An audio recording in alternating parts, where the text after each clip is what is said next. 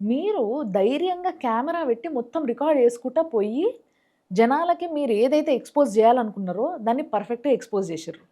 ఆ వీడియోస్ చూసిన తర్వాత తప్పకుండా మీతోని మాట్లాడాలనిపించింది. కానీ అదేదో నేను మీరు ఫోన్‌లో మాట్లాడుకుంటే అయ్యేది కాదు కదా! అందరి కోసం ముచ్చట పెట్టాలి. ఎందుకంటే అందరికి తెలవాలి. తెలవాలి. ఇది రేపటి రోజు అత్యంత భయంకరమైన ప్రాబ్లమ్‌గా హైదరాబాద్‌లో ఉన్న అందరికి పాకబోతుందన్న విషయం అర్థమైపోయింది. సో, ఫస్ట్ మనం చెప్పుకుందాము. ఒకప్పుడు రోహింగ్యాలు అంటే బెంగాల్‌లో ఈ సమస్య ఉంది అని ఇన్నాం వార్తలలో చూసినాం.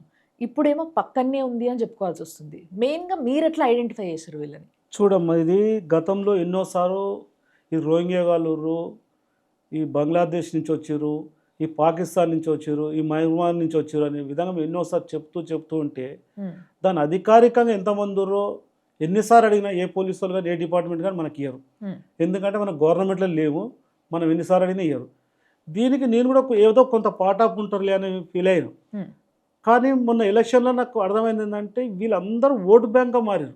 చాలామంది చెబుతుంటే అక్కడ ఉన్న మన పిల్లలు చెప్తుంటే అన్న వీళ్ళందరికీ ఓట్లు ఉన్నాయి, ఓటు బ్యాంక్ ఉన్నాయంటే ఇది నమ్మలేనని నేను కూడా అనుకొని ఏం చేసినంటే మా ప్రాంతంలో తిరుగుతుంటే ప్రత్యేకంగా ఒక కాలనీవాసి ఏం చేసిండంటే వాళ్ళతో మాట్లాడుతున్నప్పుడు వాడు మాటల మాట చెప్పేశాడు. అన్న మాది బంగ్లాదేశ్, మాది ఇక్కడ కాదని చెప్పాడు.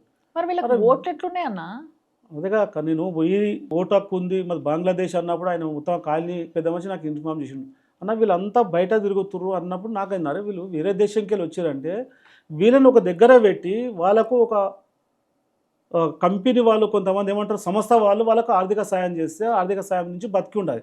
వీళ్ళందరూ వచ్చి పని చేయడం ఏందని నేను అప్పుడు ఆరా తీసేసరికి నేను అక్కడ ఉన్న పోలీస్ స్టేషన్ కానీ అక్కడ ఉన్న ఎంఆర్ఓ కానీ కలెక్టర్ గారిని అడిగితే ఏమంటారు 6,000 మంది 6,000 మంది అంటారు.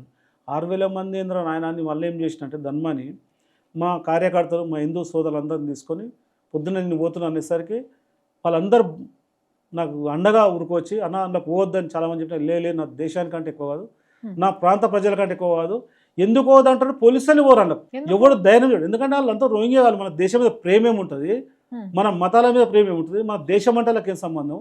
అట్లాంటి దానిలో పోతే గల్లీలో పోతే వాళ్ళు స్వయంగా చెప్పారు మీకు వీడియోలు ఇస్తా విజువల్స్ చూడండి స్వయంగా చెప్తారు మేము 20,000 మంది ఉన్నామని చెప్తారు. గుండె ఆగింది. వాళ్ళే చెప్తున్నారు. వాళ్ళే చెప్తారు, నేను చెప్పింది కాదు. మీకు వీడియోలు 20,000 మంది ఉన్నామన్న అంటారు. హ్మ్. ఒకటి 15,000 మంది ఉన్నామట. అంటే లెక్కలేనంత మంది మొత్తం ఒక ఏరియా అది. హ్మ్. ఒక గల్లీ మొత్తం ఇంకా మనం విలేజ్లలో ఉంటుండే చూడు. ఓ ప్రాంతంలో పోతే ఇది యాదవుల గల్లీ, ఓ ప్రాంతంలో పోతే రెడ్డిలది ఎట్లా బస్తీ ఉంటునో అంతగా ఒక పెద్ద బస్తీ ఉంది. 20,000 మంది అంటే ఏం చెప్పం. కానీ నాకు ఇప్పటికి అర్థం కాని విషయం ఏందంటే అన్న, ఎందుకు పోవద్దంటున్నారు అందులోకి? ఎందుకు పోవడానికి సాహసం ఎందుకు చేస్తలేరు? అందులో పోతే వాళ్ళు ఏమేం వాళ్ళకి సప్లై అవుతుంది, మంచి చెడు తెలుస్తుందని భయానికి పోతే పోవద్దంటారు. అందులో పోతే వాడు ఏ షాక్‌తోటి పొడుస్తుందో తెలియదు, ఏ కత్తితోటి పొడుస్తాడో తెలియదు. ఏది అంత బహిరంగంగా? అంత భయంకరంగా ఉంటారు. వాళ్ళకి ఏమి దొరికితే అది చేస్తారు. వాళ్ళు తినేదాన్ని ఎలుకలు, పిల్లులు అడ్డమైన తిండి తింటుర్రు. అదంతా చూస్తే ఒక భయంకరంగా ఉంటుంది. వాళ్ళ దగ్గరికి పోతేనే ఒళ్ళంతా జలకరిస్తుంటుంది. మీరు ఒకసారి ఆ ఏరియాకి మీరు ఒకసారి రండి, మేము అందరిని తీసుకుపోతా. నేను నేను పోవడం కాదు మేడం, అక్కడ ఉన్న పోలీస్ డిపార్ట్మెంట్ మొత్తం తెలుసు, గవర్నమెంట్‌కి తెలుసు, హ్మ్. ప్రతి ఒక్కరికి తెలుసు వాళ్ళకు. నేను పోయొచ్చిన తర్వాత పోలీసోళ్ళు కూడా పోరా? పోలీసులు పోనీకే భయపడతారు మేడం. వాళ్ళకు వాటర్ కనెక్షన్ ఉంది.